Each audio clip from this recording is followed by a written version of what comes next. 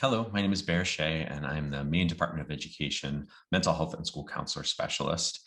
And I'm happy to be bringing this training to you. It's from our Trauma-Informed Response and Readiness series, and we call it our Brain 101. And this is really a foundational understanding of how our brains work in response to stress, to trauma, to feeling not safe. And what are some of the ways that we can use intentional practices to help brains stay regulated, increase that feeling of safety, and really build that sense of success for students. And while we'll certainly be focusing on students and developing brains, just know that this Brain 101 really pertains to all of us as human beings. And so it's something that we can use as a foundational way on building connections with everyone.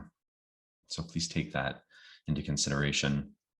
A little bit of background on myself before coming to the department.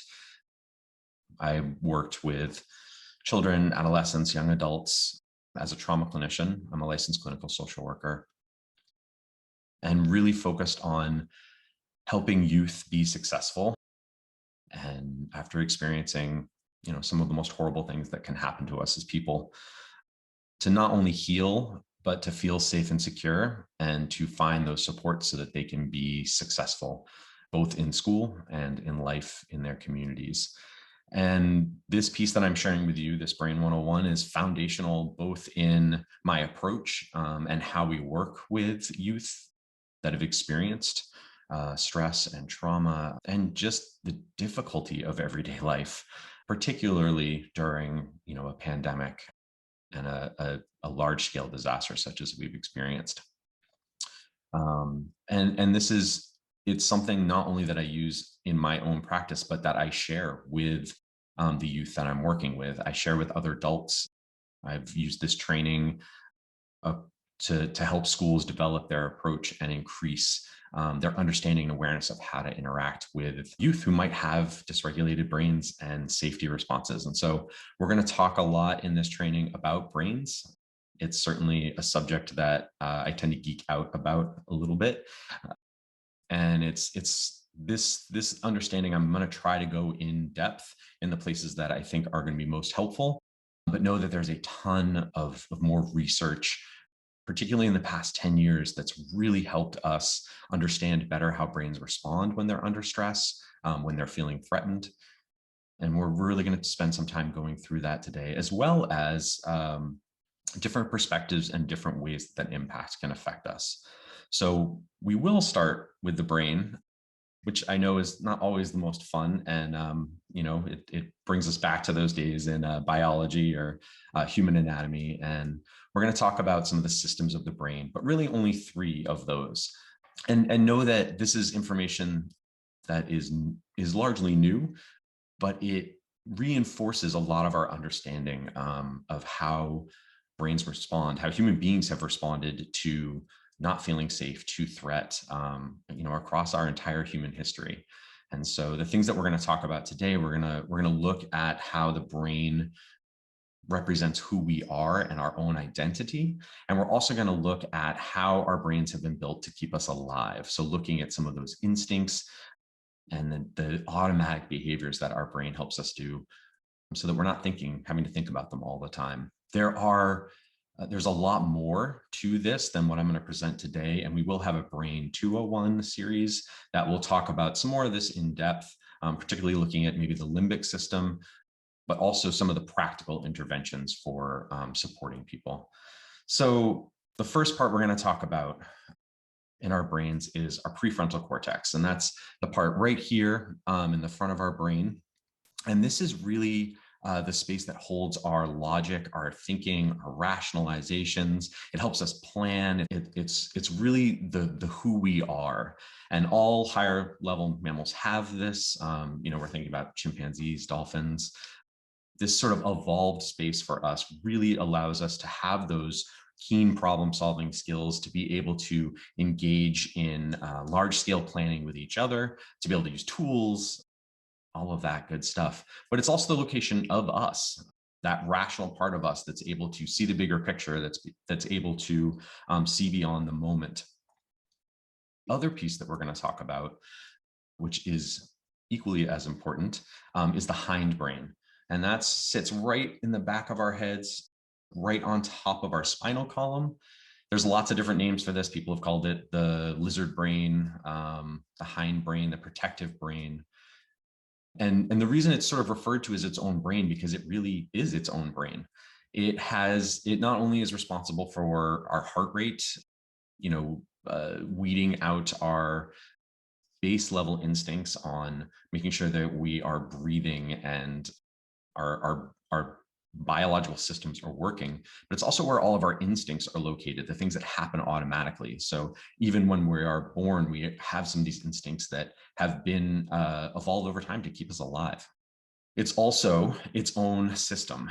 And the reason that it's called the hindbrain or the lizard brain or these other pieces is because this is the brain that most animals have. So we think about cats and lizards and it doesn't, those animals don't have that prefrontal cortex. They don't have that larger brain that enables that planning and thinking and long term. Really, this is the brain that operates on that primal level and is really important to overall survival. So those are some of the pieces that we're going to be really trying to explore in depth.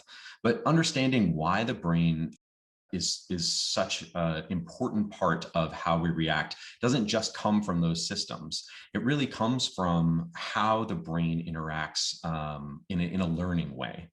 So the term wire and fire is this idea that we have all of these neurons, just billions of neurons, these brain cells, and each one of those has the potential to create multiple connections. And so we're really talking about a network of connections that is beyond our scope of understanding.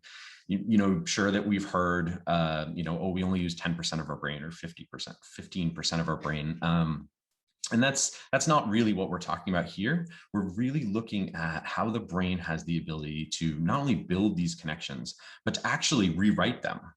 The brain is plastic. It has an ability to actually hone these pathways that are created and to create new pathways if there's damage. We've heard that sometimes when someone might be in an accident and they have had some brain damage, maybe they lose, the ability to move their arm.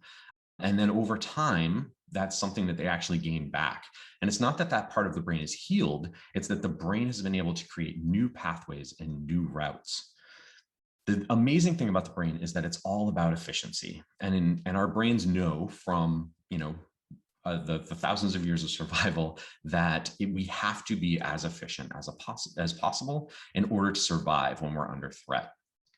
And so when we have all of these trillions of connections, it's really interesting to start looking at how patterns are formed and how we react. So, if we take basketball, which is something I am terrible at, as my siblings will tell you, who are much better athletes than myself.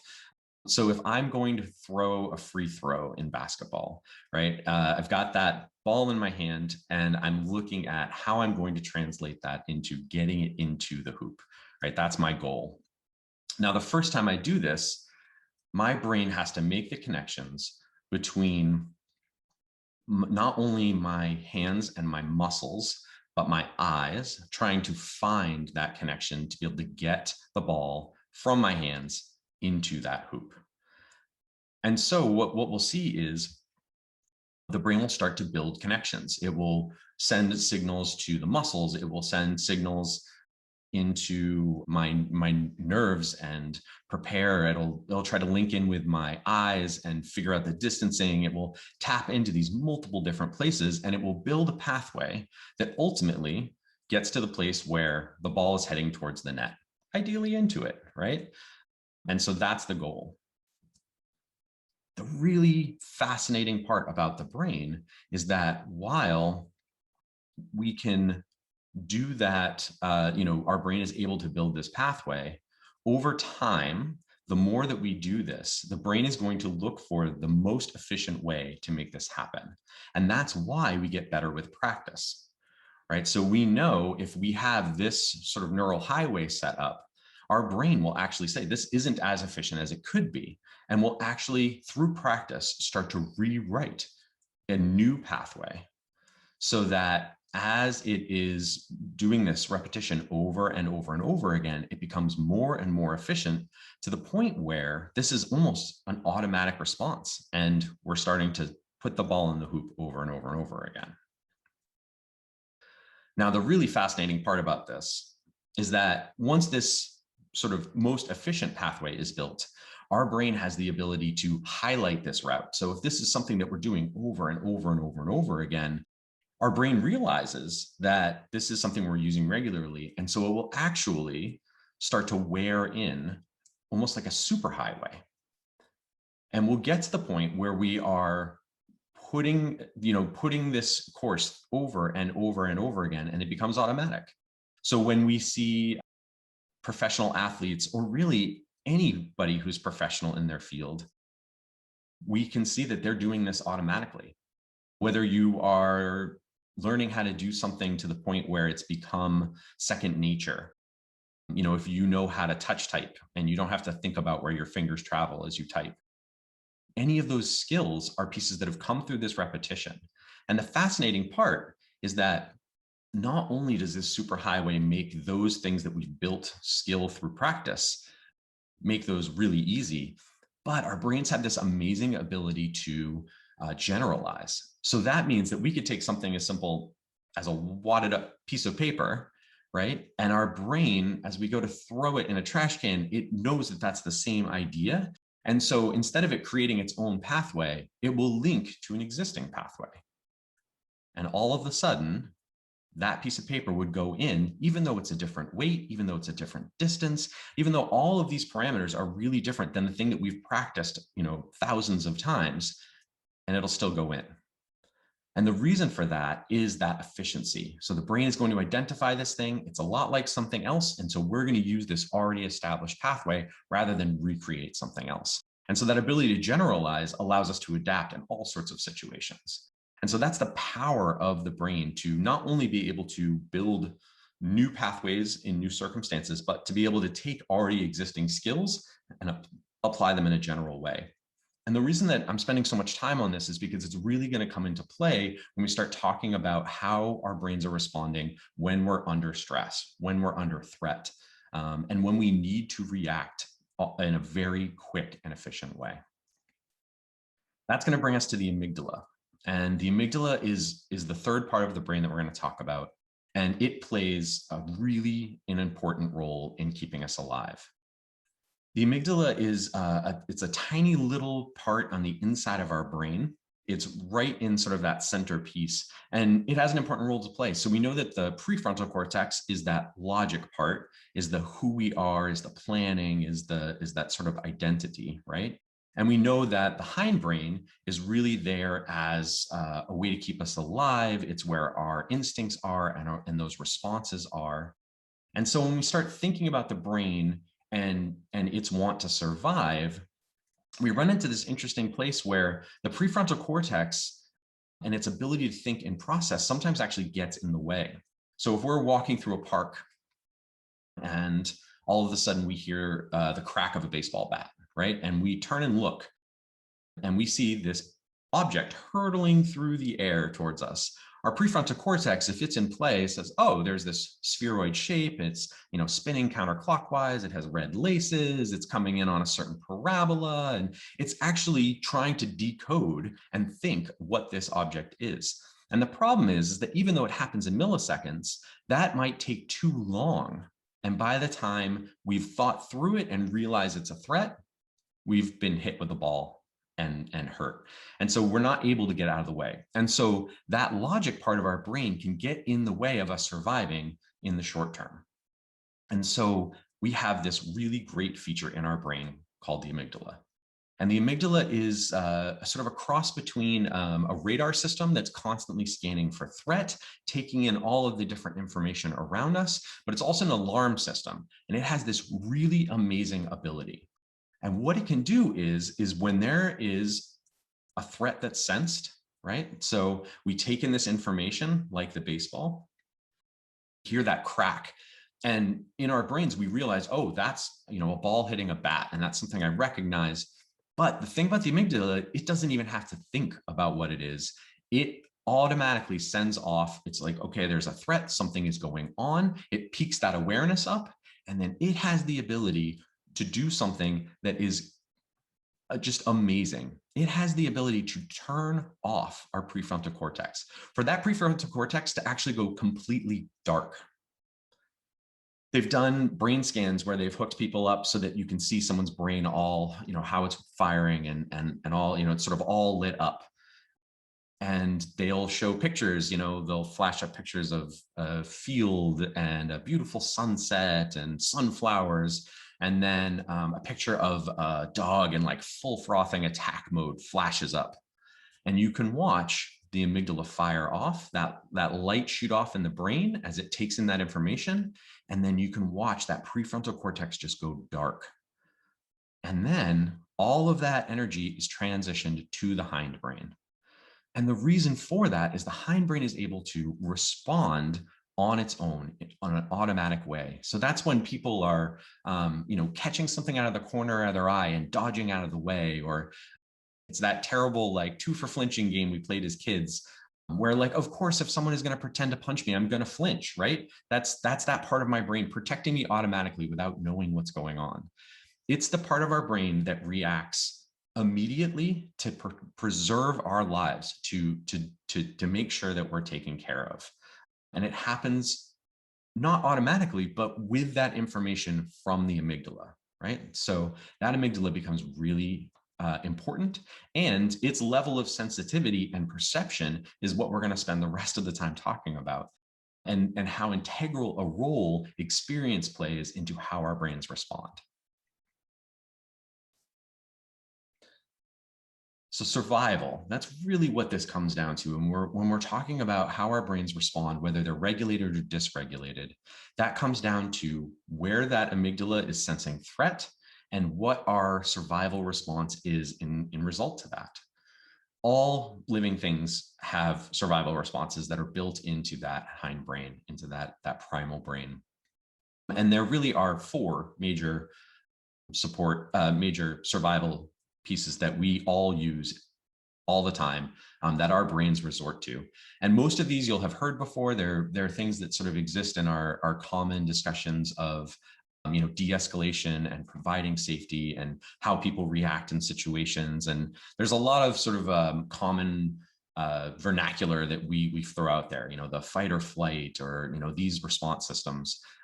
And so some of this is going to seem familiar, but really pay attention, because there are some really specific nuances in here and the way that it's framed that I think will really help go into a larger understanding. So we know that if that amygdala fires off and senses threat and turns off the prefrontal cortex and moves to that hindbrain, so that the hindbrain now is kind of driving and taking over, there's 4 responses that it's going to use. It's going to resort to fight. And what that looks like is, this is one of the things we talk about in, classroom management and responses to de-escalation. And it's pretty obvious, right? It's that intensity, it's that anger sometimes, and clenched fists, clenched body. It might be yelling, it might be swearing and pushing things away, right? It's a very big and obvious statement of don't mess with me, right? And it's not so much that it's about like actually wanting to hurt something. It's really about sending this message, don't mess with me, right? I'm trying to protect myself. I feel threatened in this moment. And so I want to make sure I'm putting on this big angry display so that you're not going to continue to threaten me. And if we think about animals who do this, who use fight as survival, not for hunting, not for food, but really to keep themselves alive, we think about like lions and tigers and these like big fighting animals, but those aren't really survival, right? It's not a response to threat so much as, part of that. My favorite thing is, I don't know if you've ever encountered a Chihuahua that doesn't want to be picked up or that gets backed into a corner. It is the most terrifying thing ever. They will put on this full-blown attack display. And that's the thing, is it's not about size. It's not even about reality, right? That Chihuahua isn't actually threatening. If I really wanted to try to get to it, I could. But that display of full-on barking and yapping and growling, is really sending a clear message of do not mess with me, right? Nothing's more terrifying, I swear. So thinking about that survival piece, it's sending that clear message. That's what it's about. It's not actually about hurting somebody. It's not actually about a fist fight, right? It's just posturing in that way. Now, it's not that that won't come to it, if someone continues to be threatened, but that's the idea of fight. The other piece of this is flight. And this is something, again, we hear a lot about. And flight is that, marshaling our muscles and our systems to be able to run away and to get out of a situation to survive. And again, if we think about animals that use flight as a survival instinct, we can think about, zebras running away from a lion. We can think of birds literally flying away from threat. Here in Maine, we think about deer, and deer really represent a couple of survival mechanisms, which we'll talk about as we go. But really, the primary one is flight, in that deer can run really quickly and will bound away from us when they're startled. And so that ability to marshal, again, that body sense, to be able to put all of the energy into our muscles, into our breathing, so that we can escape a situation. And that they look similar. The reason that we call it fight and flight and that we pair them together is really that the body is doing the same thing, right? So our amygdala sends that message, our hindbrain goes into that protection, and the survival mode is fight or flight. And so all of the blood actually rushes to our extremities to really oxygenate our muscles and make them stronger. Our heart rate increases to get that blood flowing. Interestingly, because our brain thinks we're in a survival situation, not only does it shut off the prefrontal cortex, but it also shuts down other systems that we're not using. So it will look at, what are these extra things that are requiring energy that I don't need right now, because if I don't survive, it's not going to make a difference. And so how do I take that energy and put it into these other things to survive? So your brain's going to shut down your digestive system. It's going to shut down your reproductive system. It's going to shut down anything that really isn't essential, to keep going. If all of a sudden you had to go to the bathroom in the middle of trying to run away or fight, that's not going to help keep you alive. And it's not something we ever see, right? It's because our brain has automatically turned those things off because we don't need them, and because they would hamper our survival. So fight or flight is that adrenaline boost. It's that huge rush. It's blood rushing out to the extremities. That's why we see flushed faces. That's why we see these tight arms, because the body is preparing to either fight to preserve itself or to run away to preserve itself. So those are the first two. And really, they're the first side of the coin, right? So survival, if we think about it as sides of a coin, that would be heads. The tail side are the next two. Freeze. And we've heard about this sometimes, like fight, flight, freeze response. Freeze is another survival response that, again, is successful. This is something that works really well in certain situations. And animals that use freeze, I'm sure some of you have seen the web videos of the fainting goats, right? Where they get startled and then they just lock up and their little legs lock up. And it was sort of a part of a breeding program that went slightly sideways. And that's the thing, is that these things become these, those are built into our instincts. And so that survival mode of just locking up, because if you don't move, then you can rely on that camouflage to protect you even more. And this really is the other thing that we see in deer, and particularly in Maine. There's nothing worse than driving down the highway in a large, shiny car, headlights, roaring engine, and there's a deer in the middle of the road, and all of a sudden it just locks up and stands there as we're hurtling towards us. It doesn't seem like it's a much of a survival mechanism in that sense, but we have to realize that freeze instinct developed because deer aren't able to outrun wolves. They're not able to survive in long distance chases. So they can be really fast in the short term, but over great distances, they can be run down. And so they've developed a freeze response that has allowed them to rely on that camouflage and to have predators walk right past them without even knowing that they're there. We certainly see this in baby animals that are able to, unknowingly avoid predators because this kicks in automatically. And so that's the freeze response. The fourth response is one that we haven't heard about very often, and it's a really, really important one. It's one that by far goes the most overlooked and often isn't even realized that it is a survival response, and that's submit. So freeze and submit. Submit is really the place where, because you are under threat, because you have no control in the situation, your brain realizes that the best way to survive through this situation is to give over. So it might be following rules, following directions, doing what you're told in order to survive. And it's probably doing things that are completely against what you would ever think. And we can imagine some of the worst things that happen to human beings.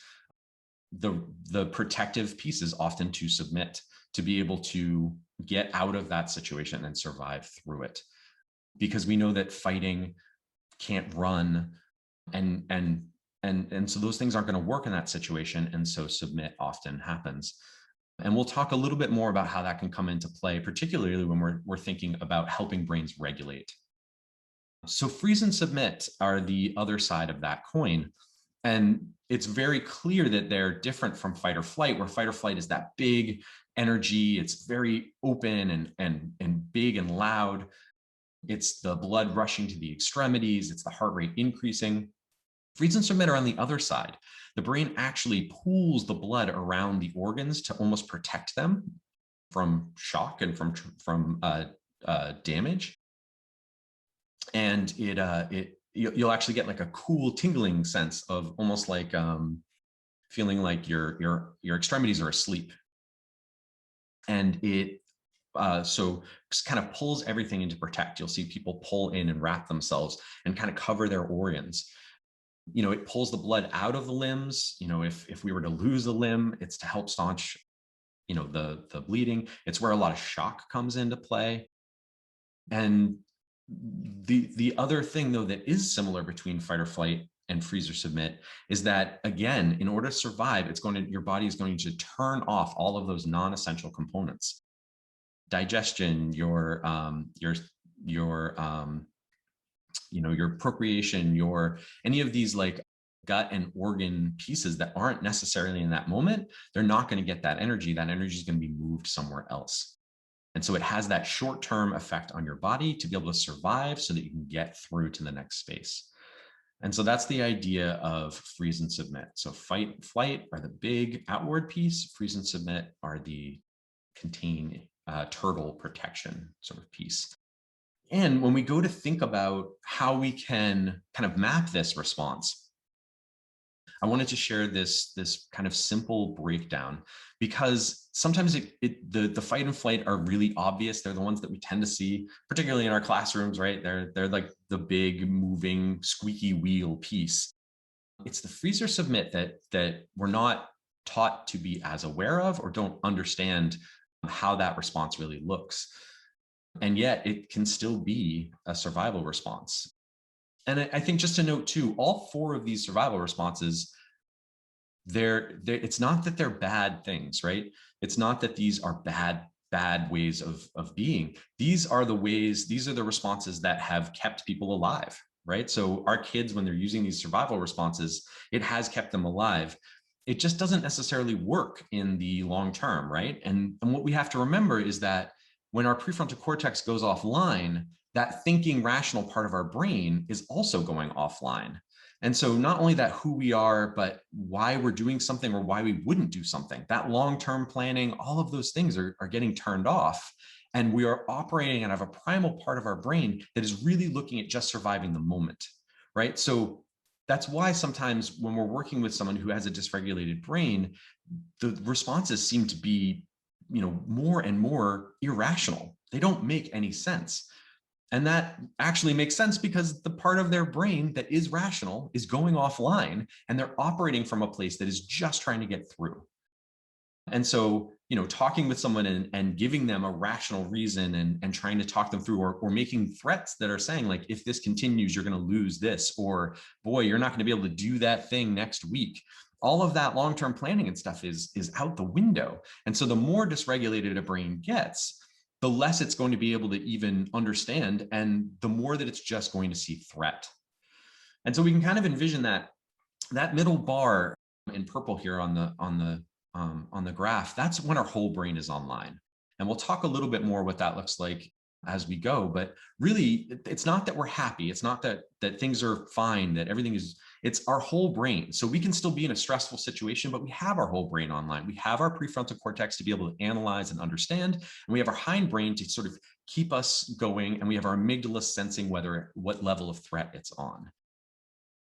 As we start to go up into fight or flight or down into freeze or submit, we're having less and less of our prefrontal cortex, and we're operating more from that survival part of our brain, that protective part that's trying to keep us alive.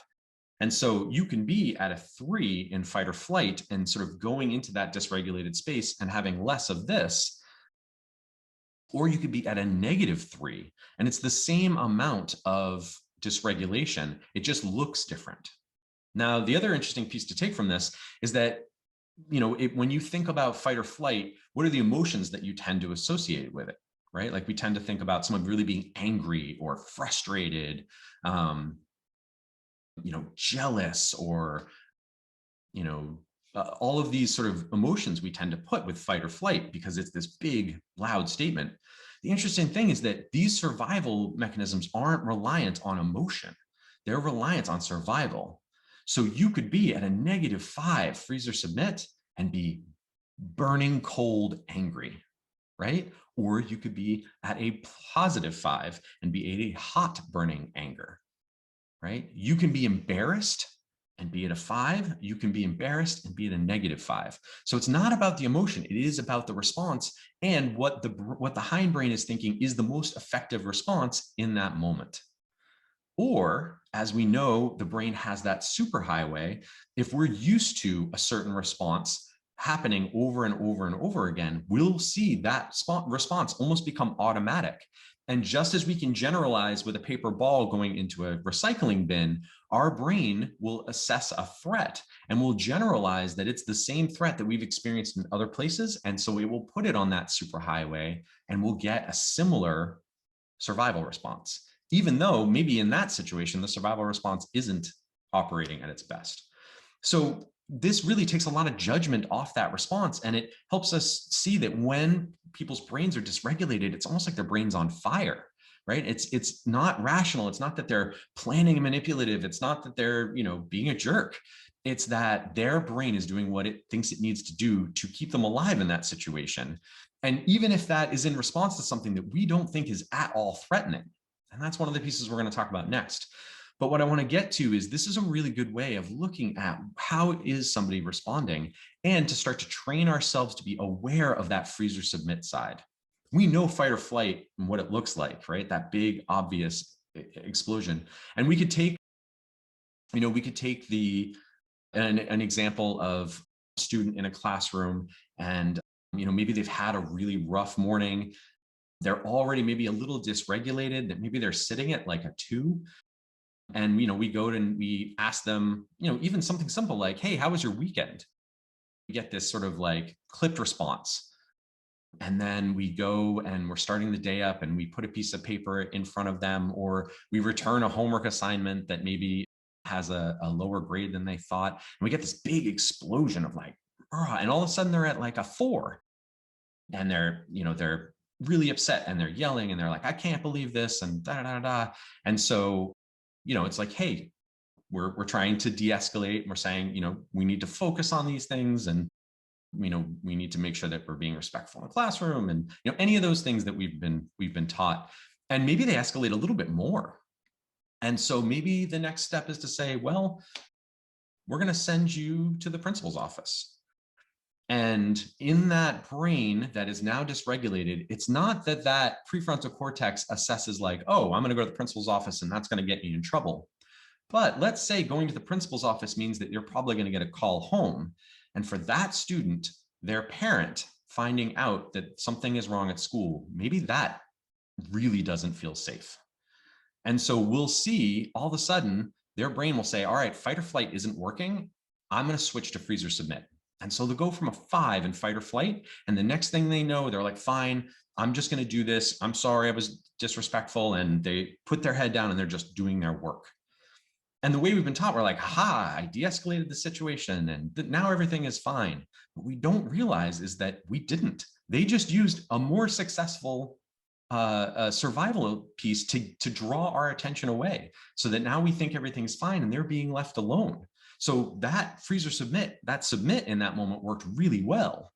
And we don't even realize that they're still sitting at a -5, that their brain is still dysregulated, which means that we might have an interaction later on, or they might interact with somebody maybe in their next class or at lunch, and they're still dysregulated. They're still on edge. And so all of a sudden, they're going to blow back up to a 5, to a 6. They're going to say something that's even more irrational in a situation to maybe even a seemingly less threatening piece because their brain hasn't regulated.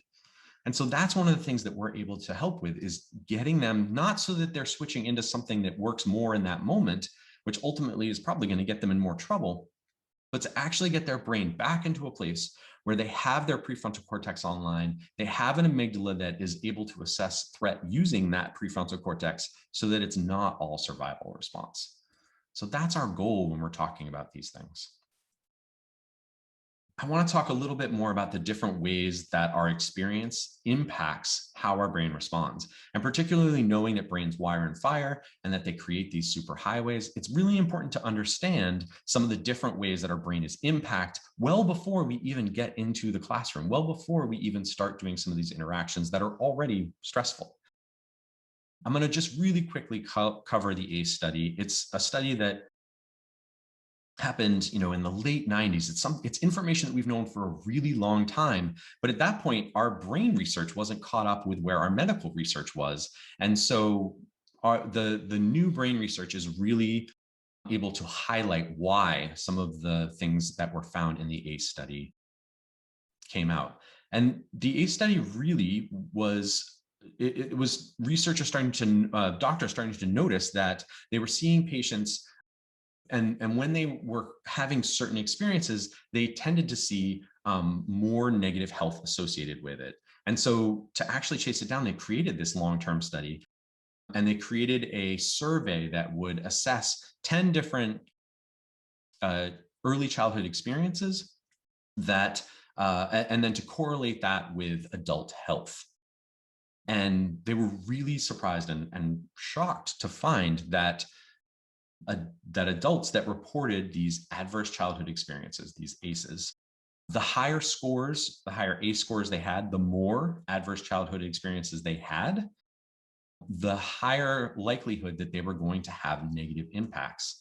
So out of those 10 categories, we have physical, emotional, sexual abuse, physical and emotional neglect, mental illness, incarcerated relatives, domestic violence, substance abuse in the home, and divorce. And so, these are 10 big areas and certainly significant things that can happen to us as children. But we know that there are many, many, many more.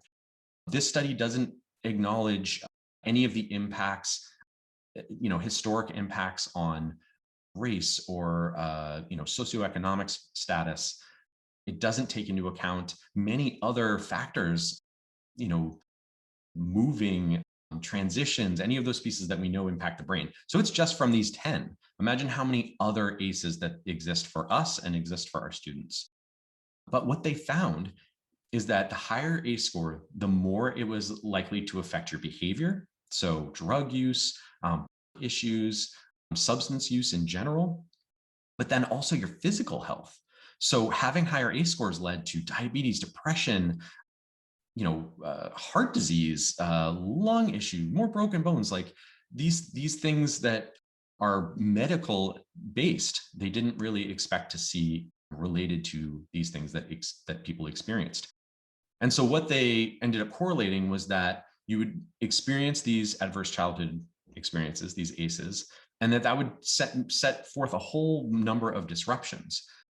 And that neurodevelopment would be disrupted because your brain is going into that survival space more and more often, which means less of your prefrontal cortex. And if our brain is using that survival part regularly, it means that those systems like our digestive system, our endocrine system, our reproductive systems, those are going offline for long periods of time over and over and over again, which our bodies were never designed to do. right? That all of those things were supposed to happen in the, the short term to be able to escape from, a saber-toothed tiger attacking us. So all of those impacts now were happening to kids maybe over and over and over again in some of these situations. And that was changing some of their physiology. And so we were seeing not only higher probabilities of death, but actually disease and disability, but actually a premature death. And that people with higher ACEs were actually dying younger than, same cohorts that didn't have those same ACE scores. And so it's really important. And that's a really quick look at it. But taking that information into account with what we know about the brain and how that works, we can start to see how adverse childhood experiences can stack up and start setting up pathways in the brain from a really early age can impact how we respond and how our brain regulates and dysregulates. So I want to take a second just to kind of do a quick summary, right? So we have the prefrontal cortex that's doing all of our who we are, our logic, hindbrain, instincts, survival, amygdala sets that alarm system off. We know that things can impact to set up wire and fire situations where those things maybe are happening over and over and over again. And so it's becoming more of an automatic response. We also know that the brain is plastic. And so even though some of these responses might be automated, we know that they can change. And so it's one of the tough things about this first Brain 101 is that we're talking about a lot of negative pieces and ways that the brain is automatically responding and things that just seem like they've been happening for years or decades for some of our kids. And so how do we get to a point where we can change those things? And that certainly will be some of the other pieces we talk about.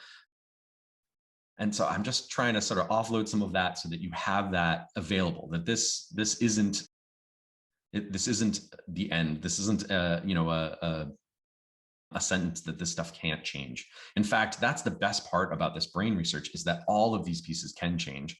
And certainly in working with kids who have experienced some of the worst things that can happen to people, I know that they can heal, that they can become successful, that even though those pieces and that heart is there, that they can get to a place where they have healed and they continue to persevere and to be successful and to meet their goals.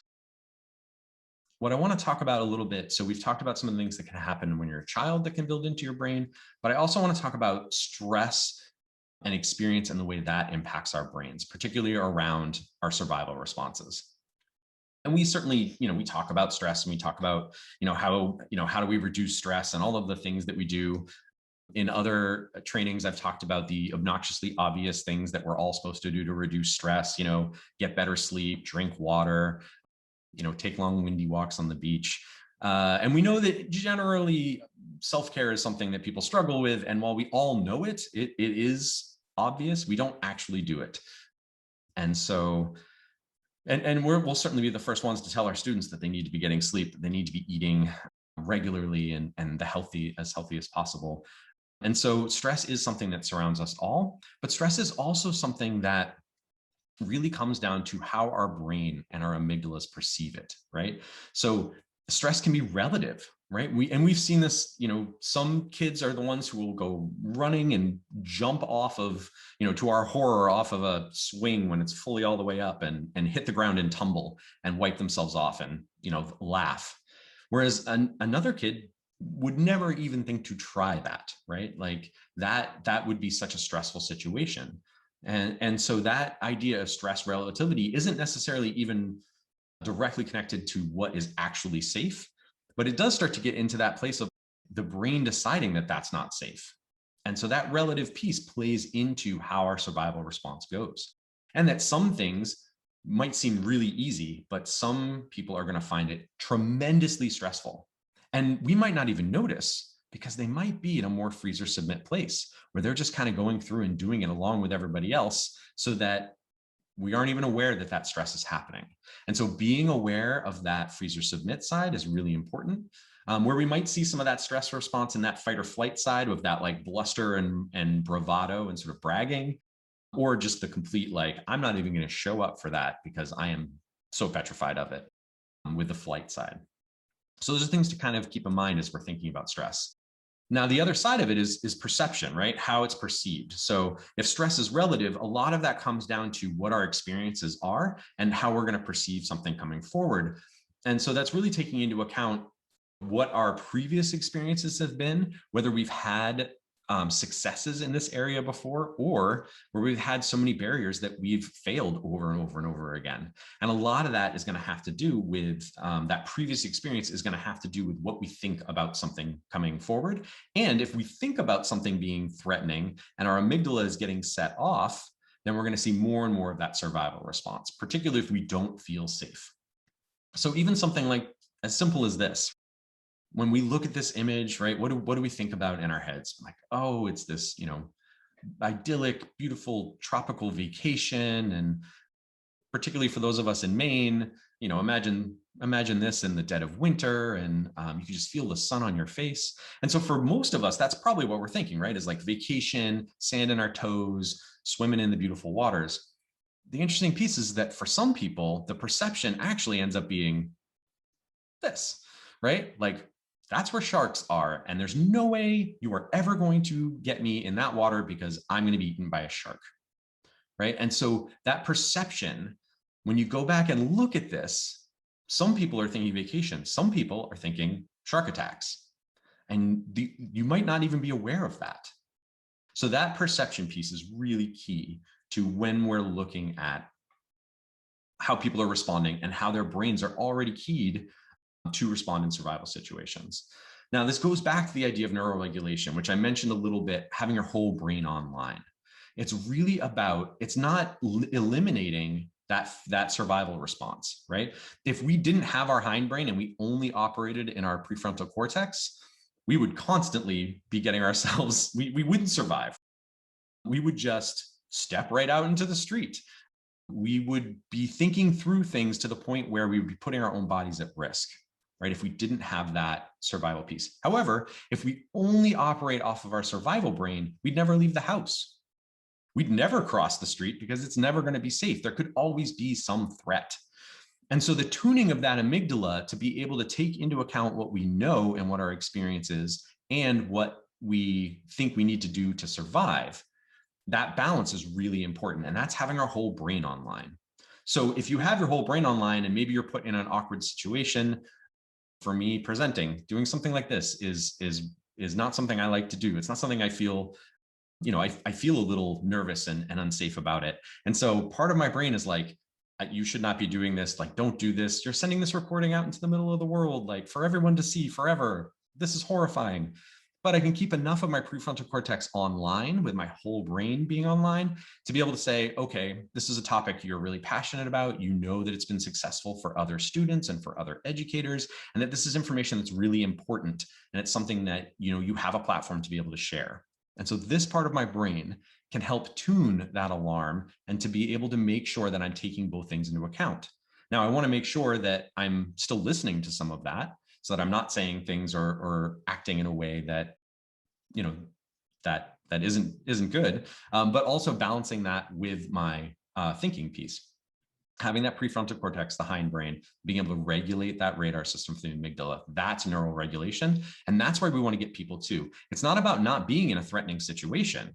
We don't want to just be complacent. Challenge is what we should be about. And really, when people feel safe and secure, that's when people will engage in challenge. We know from students, we know research that when students feel like their educators care about them and they genuinely see them, that they're much more willing to take risks, and ultimately they'll perform higher on academics just by that simple association. And that's because that fear brain is reduced because they're in a regulated state. They can be challenged and they can take risks. If we're asking people to take risks when they're already dysregulated and they're already in that fight, flight, freeze, or submit, it's coming off more and more as threat, and they're less and less likely to be able to engage in it. So that's neuroregulation. I'm just going to very quickly mention functional dysregulation. And for those of us who are educators, don't take this in a negative way, but there are forms of dysregulation that actually look really good based on our culture, and like over planning and preparing and that sort of typical like type A control of like, I'm going to make sure everything goes a certain way. that's a form of protection, right? Of making sure that I don't look silly or that I don't say something that's wrong or that people know that I know what I'm talking about, right? That's a form of protection. And it comes from that fight, flight, freeze, or submit response. Similar to people who get overly involved in athletics or sports or run marathons obsessively. And it's not that those are bad things. I'm not saying that anyone who runs a marathon is using functional dysregulation, but it can be a way of managing, of using that response to manage some of that dysregulated behavior. But in our culture, it looks like a good thing. Particularly for people that fall in that freeze or submit space, we'll often see students who really strive for perfection or who won't turn in an assignment unless it's absolutely perfect, unless they've worked it over and over and over again. That comes from that space of like, I need to be a rule follower and I need to make sure that I don't get extra attention, that I'm not getting criticism or critique because it's going to be perfect. But that comes from a place of freeze and submit. So those are just things to be aware of. And again, to like notice where those pieces are, not just in our classrooms, but in our culture in general. So one of the last pieces I want to add on top of all of this stuff that we've just taken in is really looking at that impact from COVID-19. So when we're thinking about adverse childhood experiences, for our students, COVID is going to be one of those adverse childhood experiences, right? It's going to be listed on that number. And it's something that, large scale crisis, unfortunately, there's a lot of research on how it impacts our brains, impacts human beings. And large scale crises, not only do they create more barriers and sort of increase anxiety, depression, those symptoms, negative coping symptoms, but they also undercut some of the natural supports that are there. So, having those positive relationships with peers and adults, having mental health infrastructure systems that are there to pick us up and support, all of those things are negatively impacted by a large scale disaster. And so we actually are missing some of those pieces even more so now than others. And that's why when we start talking about the impact from the pandemic, it really is important to look at not just how it's affecting us now, but also take into account that stress and perception and how it's going to affect the survival systems and regulated brains of our kids, and honestly, us too. It's really important to know that these things are impacting us and that this isn't normal. No matter how long we've been doing it at this point, which seems like forever, it's not normal. It's not about it normalizing. All of the experiences, all of our emotions, all of those things are heightened because we're still in a crisis. So this isn't normal, which also means that our brains aren't going to respond in a normal way. And we should expect that. We shouldn't expect students to act normal because nothing that's going on is normal. In fact, we're not even out of this yet. And so, when we're looking at the impact, this is a really great graph that's developed from a lot of disaster research on how human beings respond, regardless of what country you're in, what age you are, what language you speak. It's pretty typical that we tend to follow this pattern where, there's sort of the impact of the disaster. There's a big, we all come together and we're going to fight this off, but that over time, it tends to drop off. And there's a lot of these disillusionment events, and we can think about some of them have happened where things get a little bit better and then they get worse. And so we tend to get even more, we tend to drop even further. We haven't gotten to the point where we're starting to come out of that yet. There have been times where it seems like the numbers have come down or things have happened, but then we've had variants, we've had, all sorts of different things that have impacted that with vaccinations and not vaccinations. And so we're still in the midst of that. We're still coming back to school, preparing to mask, preparing to continue the protections for the pandemic. And so we haven't gotten to that place of reconstruction. And that's a whole other area that we're going to have to work through and support the healing process for all of the things that have happened because of this pandemic. So we're still in the middle of dealing with it. We haven't even gotten to the place where we can start really doing the healing because it's constantly happening.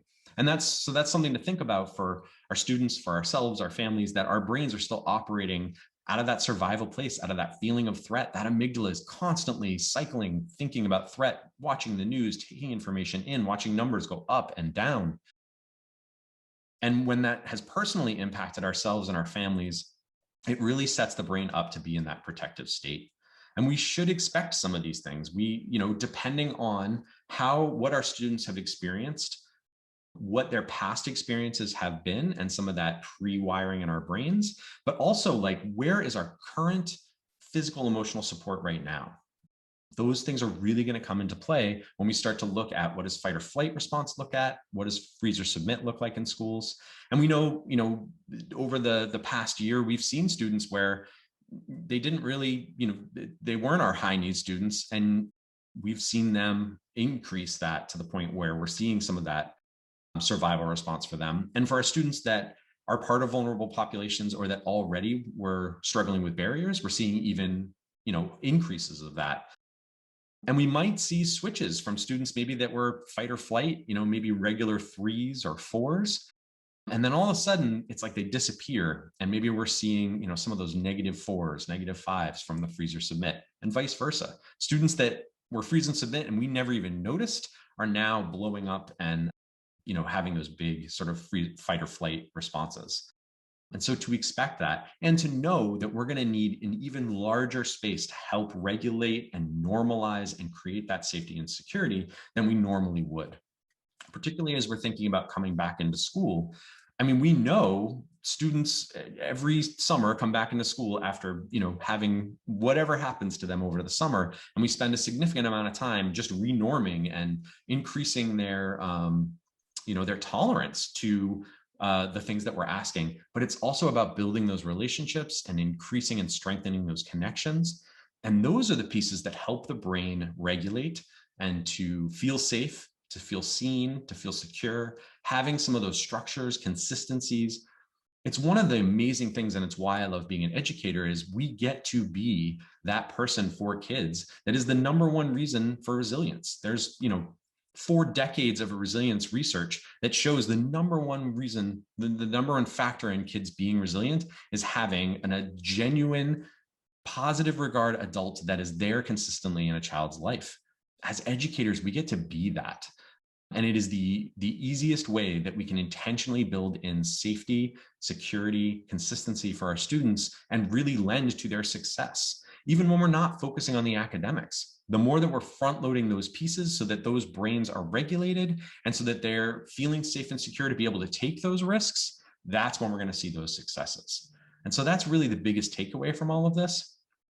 And we'll certainly talk more about the practical ways that we can engage and support brains, and we can not only support staying regulated, but what to do when brains become dysregulated, and ways that interact with fight or flight or freeze or submit that are going to be more successful than some of the typical classroom management skills that we've been taught in the past. So that's going to be part of our Brain101 and our ongoing trauma-informed response and readiness. So I know I've thrown a ton of information at you all at once in a really short period of time. And so if you have any questions, you can always feel free to email me and reach out. And like I said, these are the pieces that are going to be ongoing. We know that social emotional learning is something we've been hearing a ton about. And the reason we have is because it really is a best practice indicator and a system for intentionally putting in place learning so that students are building some of these skills themselves. And so that we're actually preventing that dysregulated brain and strengthening that regulated response. And so that when barriers come up, we're seeing brains less dysregulated because they have those SEL skills. So please check out the social emotional learning trainings and series at the Department of Education from Kelly Bailey. Please take a look at our SEL for Me, social emotional learning pre-K through 12 learning program that has modules that deal with the 5 core social emotional learning standards. These are all places that we can intentionally build those things. Please look at our Maine School Safety Center at the Department of Education and look at some of the threat assessment pieces and preventative safety mechanisms that we can build positive communities in our schools that reduce school violence, reduce bullying, increase engagement, increase academic success, but also social success that lead to communities feeling safer, more engaged, and ultimately better members in our community and able to meet their goals. This is something that happens across the entire spectrum, and these skills are something that should be taught across all places. Just like we teach reading when we're teaching science, when we believe that social emotional learning is part of that foundational core of learning, it's something that we're going to be teaching in every single subject and across all grades. It's not just something that we learn when we're in kindergarten. And I would bet that most of us, it's not a curriculum that we learned when we were kids. It's not something that we were intentionally taught. It's something that we picked up, or it's something that we didn't get and we had to figure out on our own. Imagine if we had been taught some of those skills consistently, right? Imagine if it had been something that was part of our curriculum in addition to our English and our reading, our writing, and our arithmetic. Imagine if relationship was part of that core course load. And imagine how much more confident and self-assured we would be, and resilient, able to face those barriers. It's not about reducing the barriers of the challenge. It's about increasing the support so that we can handle them.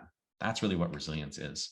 So thank you so much for taking this time. And I'm grateful that taking these perspectives and for you going and supporting kids, I'm grateful that you all are doing it, that you're stepping into the gaps as always, to make sure that kids are having the best learning experience, the safest, most connected way, because that's what makes good human beings. That's what keeps, that engagement and that consistency for kids. So you get to be that person. It's an amazing thing. So thank you all, and please look out for our other trainings. Thank you.